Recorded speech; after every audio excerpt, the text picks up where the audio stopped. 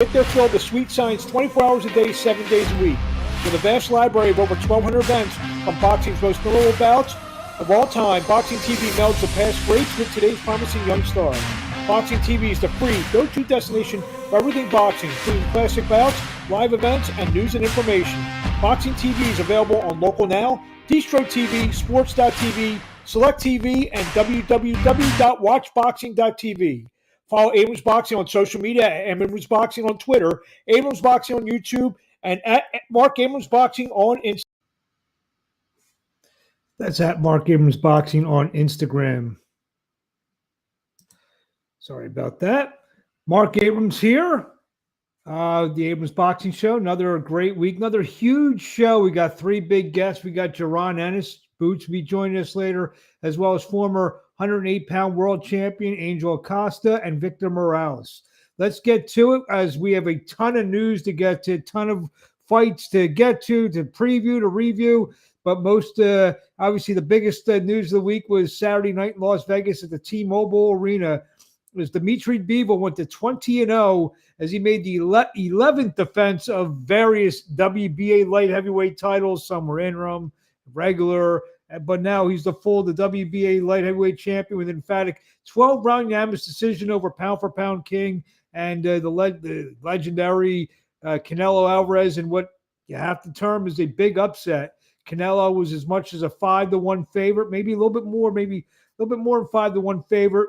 Scores were 115, 113 on all cards.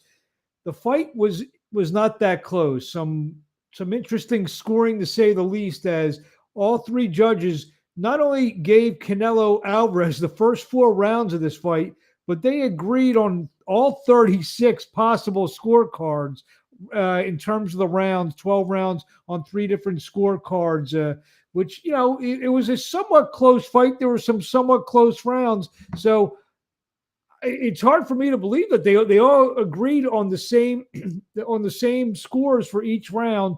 But after about the 5th or 6th round, you could see the writing on the wall that it was going to be a long night, a tough night for Canelo Alvarez, as I don't call it basic style, but Dmitry Bivol, he got it rocking and rolling. He just did what he does. The little 3-4 punch combinations, get in, get out. You know, he took times at being a bully in there in terms of leading the action. He took times at, you know, just doing his thing, and that was enough. It was more than enough. I mean, I thought he won 8. I scored, I think, 116, 113, but I had, you know, Canelo maybe winning the last round or a possibility. And Dmitry Bivol is now a bona fide real name in boxing, as he shocked the world on Saturday night by winning retaining his WBA light heavyweight championship with a 12-round unanimous decision over Canelo Alvarez. It was a tremendous performance by Bivol. I mean, what's the question? It's funny, on Twitter the next day, everyone was Canelo's nutritionist. They were his psychologist. They were his matchmaker. He should have done this. He could have ate that. He went to vegan before the fight. Everyone, I mean, everything, hindsight's 2020. Maybe Dmitry Bivol is just all wrong for Canelo Alvarez. Maybe that's it. You know, just plain and simple. And Dmitry Bivol, again, wins the unanimous decision, and he will you know, possibly get the rematch. I think they're leaning that way towards a rematch in September. Obviously, the plans were for Canelo to face Gennady Golovkin. That has to be put on hold. The good thing about Canelo, he's still the 168-pound undisputed champion, and he has all 4 belts. So he's going to have options, whether it's fighting Golovkin at 168 or some of the other guys that have been mentioned. I know they were planning a 3rd fight in December, you know, for Canelo this year, had he won Saturday and in September. We'll see what happens with that situation in December. So, you know, like I said, the fight basically turned, like I said before, after the first few rounds, where Canelo just started to, you know, maybe wilt a little bit, and Dmitry Bivol took control. So we're going to see what's going to happen in September. My money is on the rematch. Canelo Alvarez is a guy who he wants to right what he's perceiving as a wrong in terms of losing the fight on Saturday night. There's really nothing special on the undercard. Montana Love got a win over Gabriel Gala, Shakram Jayasa, Marc Castro, Zhang Zhilei, all post victories on the undercard. Fast forward to this week, Saturday night on Showtime in Carson, California. The much anticipated rematch takes place as Janel Charlo, 34-1-1, 18 knockouts, takes on Bryan Castano, 17-0-2 with 12 knockouts. They meet for the undisputed junior middleweight championship. Obviously, this rematch from last July 17th was a draw. A lot of people thought Castano won. It was a very exciting fight. Castano pushed the pace. I expect him to do the same thing on Saturday night. And I expect another outstanding fight. I think Janel Charlo is going to make all the proper adjustments and maybe eke out a split decision victory on Saturday night against Bryan Castano in Carson, California. The co-feature on Saturday night will pit Jaron Ennis, 28-0 with 26 knockouts, as he takes on fellow undefeated welterweight Custio Clayton. Clayton, 19-0-1 with 12 knockouts. I mean, I believe this is the toughest fight for Jaron Ennis to this date. So and it's an elimination bout. So if Ennis, and I expect Ennis to have a big performance on Saturday night, does that, everyone's going to start clamoring for him to fight a world title fight against Spence or Crawford. So, that remains to be seen on Saturday night. I had a chance to talk to Jaron Ennis last week, and this is how it went. Can't wait to see him shine. I'm ready to see Cardo shine. Okay, that works for me. 2 weeks away, Custio Clayton. Last I talked to you, it was like 7-8 weeks away. Now we're 2 weeks away. Yeah. Tell us how everything went in camp so far. We doing good. Camp going great. I can't wait till showtime. I'm ready to shine. It means this is just the best you felt going into a fight. Competition's getting a little bit tougher, maybe. I mean, that's what they say. But the better my competition get, the easier I've been making these fights been looking. So we'll see. I'm ready. I'm ready to shine and do my thing though. We're in a stretch of fights. Spence fought a couple weeks ago. Canelo's next week. Stevenson, Valdez. A lot of the big shots are fighting. Over a short stretch of time. Mm-hmm. You feel you have a great opportunity to really, say, hey, I'm one of the top 10 or whatever pound-for-pound fighters in the world because you're fighting so close to a lot of the other guys? Most definitely. I mean, hopefully, everybody do their thing. They shine. I know I'm going to shine on May 14th. And I know my time is now, so make sure y'all tune in. Obviously, you have both eyes towards May 14th, but, maybe you took a couple seconds to watch Spence a couple weeks ago. What'd you think? You said with Spence? Yeah. Spence and Ugai, it was a good fight. It was a good fight. Spence did good. He did a good job. Did what he's supposed to do. He got the stoppage. You feel I think he looked like the same. Looked a little better. You think on May 14th he's fighting on Showtime, you're fighting on Showtime, maybe later this year the stars can align and maybe get you guys in the ring? Oh, most definitely. That's what we plan on doing. I'm about to be the number one contender after I do my thing on May 14th. Hopefully we get that shot, and that's what we want. So if the explosive performance in the ring, are you going to mention his name if you get that explosive performance and you think you're going to have? We'll see. What do you want to say to fans in closing before you see in 2 weeks? Make sure y'all tune in 2 weeks. Don't miss this beautiful show, beautiful performance. Don't miss this knockout. Tune in. As I do in all my interviews, I got to see the chain. Got to see the chain. Something like. There it is. Best of luck. May 14th in California. Talk to you soon. Thank you. Thank you.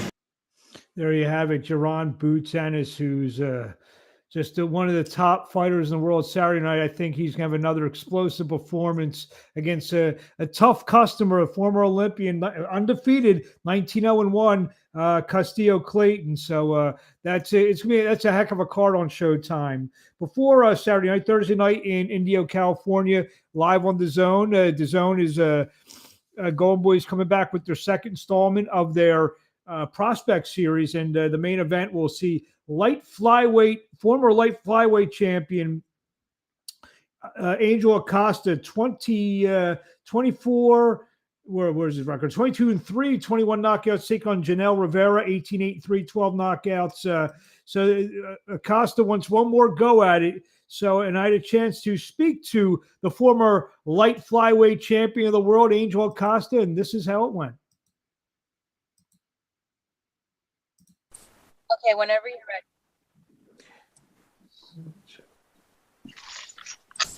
My next guest competes next Thursday night, May 12th, at the Fancy Springs Casino in Indio, California. The former WBO Light Flyweight champion of the world, Angel Tito Acosta, takes on Janel Rivera in the main event.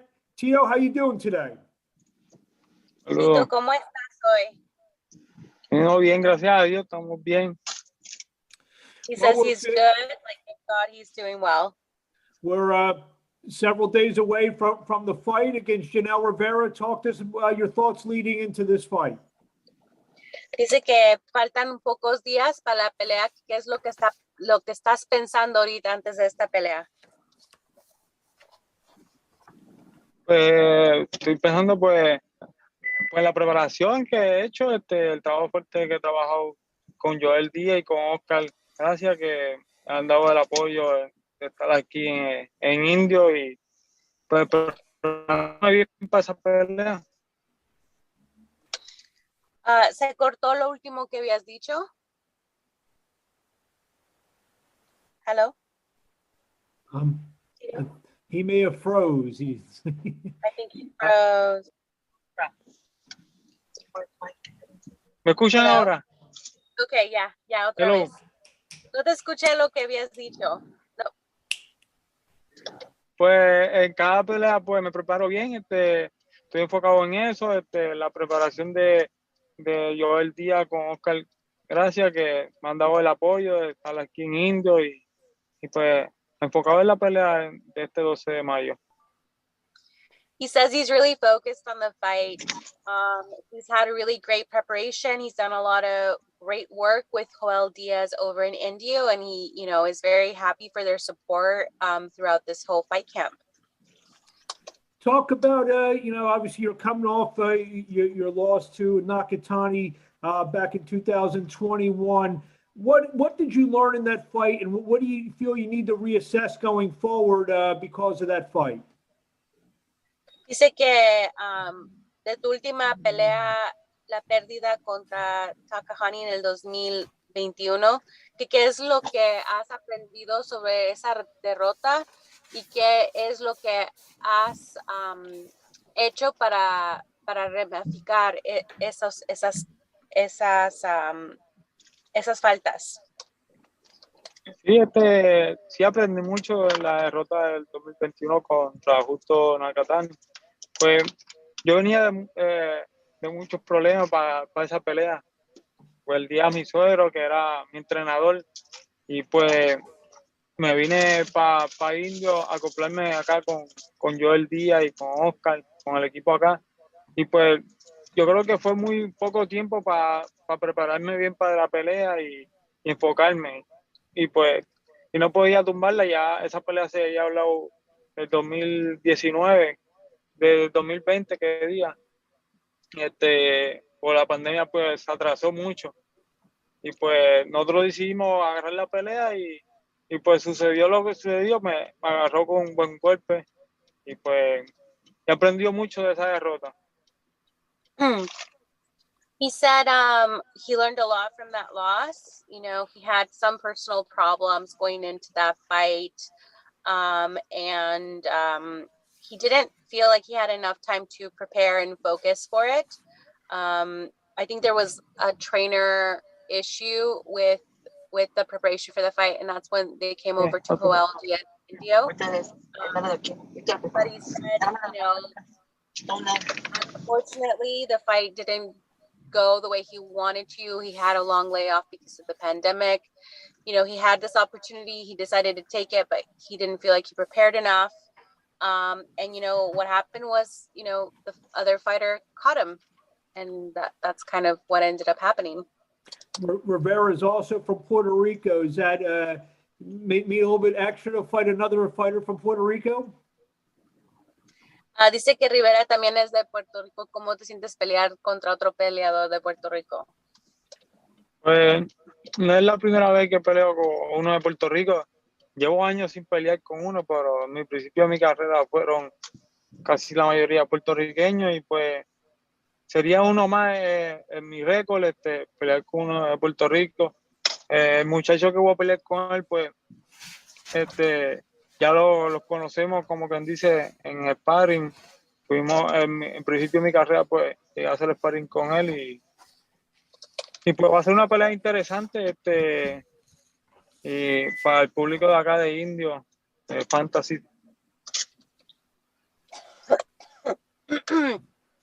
He says, this is not the first time he's fought against another Puerto Rican, that he hasn't fought against another Puerto Rican in a few years, but in the beginning of his career, that's basically all he fought. And, he does know Rivera from sparring from the beginning of his career, so he is familiar with him. And he just thinks that this will be a very interesting fight for all the fans in India. You feel with a big performance on May the 12th that you deserve and will get another title shot right away? Dice que si después de pelear y tener una buena pelea el 12 de mayo, si piensas que eso te puede dar otra oportunidad al campeonato mundial. Sí, sería pues esta pelea, pues saliendo bien de la pelea, tendría que seguro hacer una pelea para clasificarme, para volver para el título mundial. Pero como quien dice, serían esta y otra pelea más. He says, coming out of this fight, the goal would be to take another fight to kind of qualify for that. Maybe like, I don't know, sometimes there's fights that you can do to qualify to be in the rankings for a world title. So after this fight, he would plan to do that. And then, of course, hopefully seek that out. Last question. If I'm not mistaken, your wife is also a professional boxer. How's that, when you go home to your wife and everything like that, you guys each know what you go through and the tough days of being a professional boxer. How great is that to, your wife understands everything that you go through and what she goes through? Dice que tu esposa también es una boxeadora profesional, que cómo es yendo a tu casa con ella, que ella te entiende lo difícil de lo que es ser boxeador, que cómo te sientes por tener a alguien que te puede entender esos días difíciles que uno tiene a veces. Bueno, sí, cuando obviamente entramos juntos y pues cuando llegamos a la casa ella me entiende, pues ella sabe el momento que estoy cansado, cuando no estoy, y pues ella siempre me ha apoyado, me hace la comida, lo que suponer lo que yo quiera comer, pues ella me lo hace, yo le digo, quiero comer esto, y me lo hace, y pues tengo ese apoyo de ella, y ella conoce obviamente cómo es esto, de hacer peso, de salir del gimnasio cansado, ella conoce, y por eso pues la tengo al lado mío. Ella siempre me ha apoyado. He says that, they have a great relationship. They train together, that it's wonderful. She understands, this life. She's super supportive. That sometimes, when there are tough days and he wants some special dinner or anything, that she'll make it for him.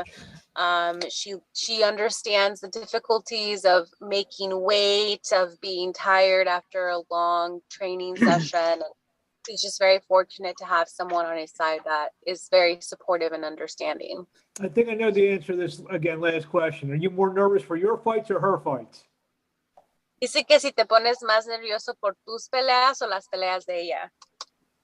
No, yo me pongo nervioso en las peleas de ellas. La primera pelea que hizo con Joel Díaz me puso que trabajara con él en la esquina, pero no, me puse muy nervioso. La comisión me iba a multar porque me paraba cada rato a gritar, estaba nervioso y pues ya le dije, la próxima no trabajo más nada. Y pues me pongo nervioso, hasta del público. He says he definitely feels more nervous when she fights. He says this last fight, that she had with Joel Diaz, that he placed him in the corner and he kept standing up screaming. He was super, super nervous, and he says I don't think he wants to be in the corner again. Well, we thank you for a couple minutes of your time. We wish you best of luck when you fight Janel Rivera on Thursday, May 12th, live on the Zone from the Fantasy Springs Casino in Indio, California.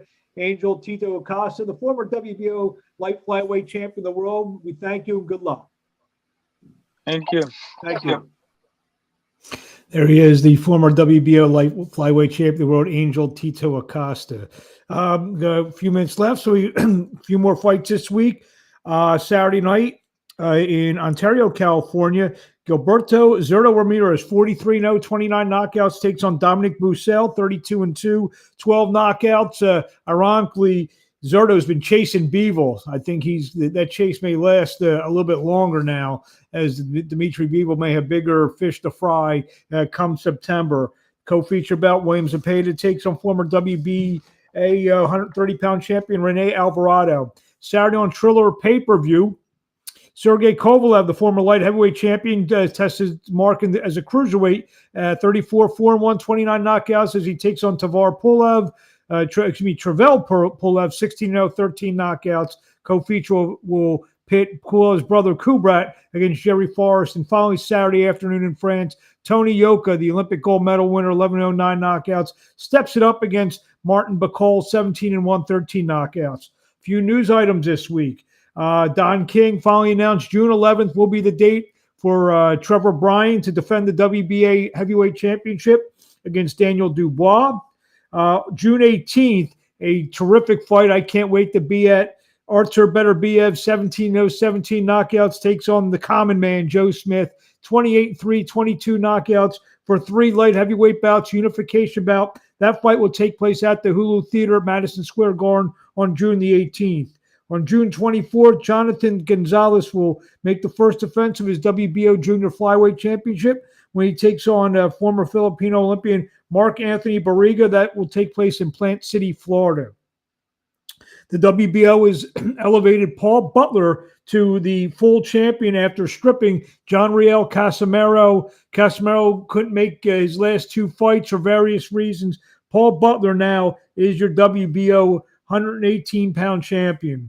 On June the 4th in Cardiff, Wales, Kenichi Ogawa, 26-1-1, 18 knockouts, will take on Joe Cordino, 14-0, 8 knockouts for the IBF Super Featherweight title. That fight will be streamed live on the Zone.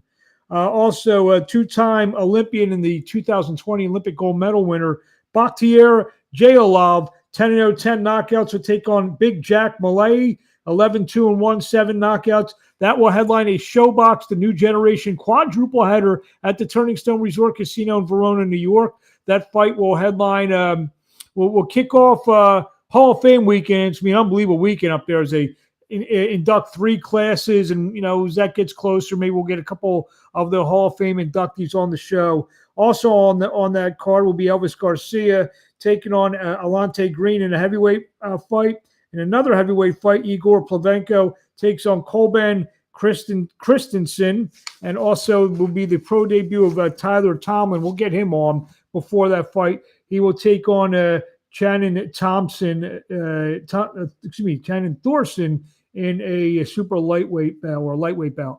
So that's our show this week. Couldn't get to Victor Morales, but tune into any of my social media sites, whether it's 15rounds.com, Abrams Boxing on Twitter, Abrams Boxing on YouTube, interviews with Victor Morales, as well as Rudy Garcia, another outstanding prospect who will be fighting on the Golden Boy fight card on Thursday night on the Zone. Also, you can email the show at phillyboxing@gmail.com. If you, we're going to start reading some emails, and I have plenty of gifts to give away, plenty of giveaways, some great books, awesome boxing books to give away. So email the Abrams Boxing Show at phillyboxing@gmail.com. Put in the subject line Abrams Boxing Show. We'll read your emails on the air and have a chance to win a prize. I'd like to thank everyone for joining in this week. Again, great fight on Saturday night between Jermell Charlo and Bryan Castano. There's still a lot of talk about Canelo Alvarez, his defeat to Dmitry Bivol, what he will do next. So drop us a line, and we will discuss all those topics. And, I can't wait to hear from all the great boxing fans all around the world. Until next week, I'm Marc Abrams, and we will see you on the